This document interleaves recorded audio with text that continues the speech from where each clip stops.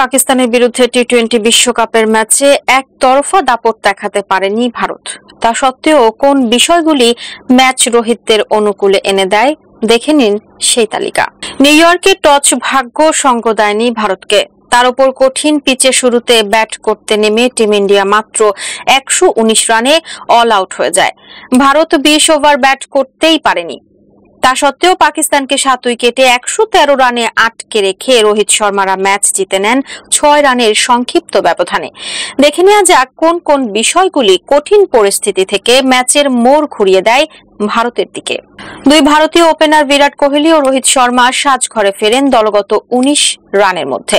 অক্ষর প্যাটেলকে নিয়ে যখন প্রতিরোধ করার চেষ্টা চালাচ্ছেন ঋষভ পন্থ, ঠিক তখন পাকিস্তানের ফিল্ডাররা 3 বার জীবন দান দেন পন্থকে।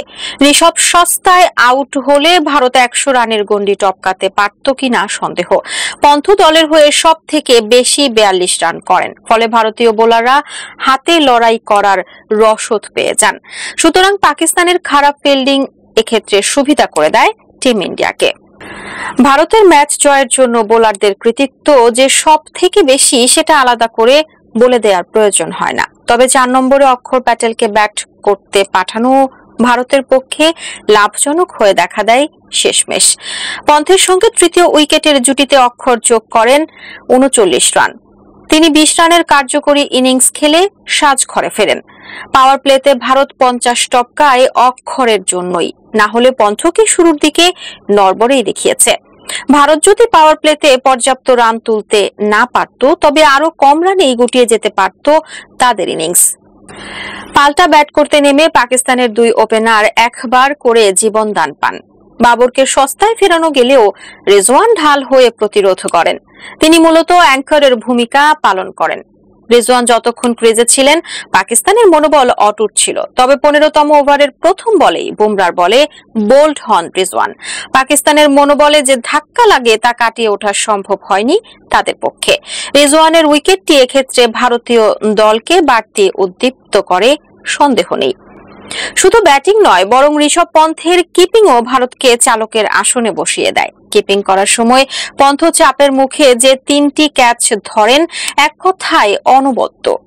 বিশেষ করে হার্দিক পান্ডিয়ার বলে পেছন দিকে দৌড়ে ফখরের ক্যাচটি ধরার ক্ষেত্রে পন্থের দক্ষতার চূড়ান্ত নমুনা মেলে।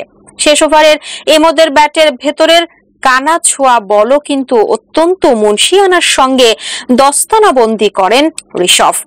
লো স্কোরিং ম্যাচে প্রতিপক্ষকে আটকে রাখতে হলে ক্রমাগত উইকেট তোলাই যে একমাত্র উপায়, সেটা আলাদা করে উল্লেখ করতে হয় না।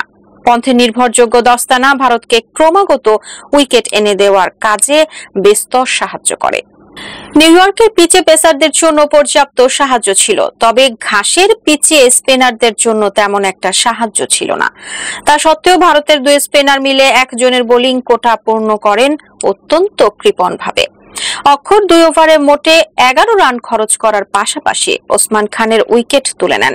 জাদেজা 2 ওভারে খরচ করেন মাত্র 10 রান। সুতরাং স্পিনারদের 4 ওভারে পাকিস্তান 21 রান তোলে এবং একটি উইকেট খোয়ায়।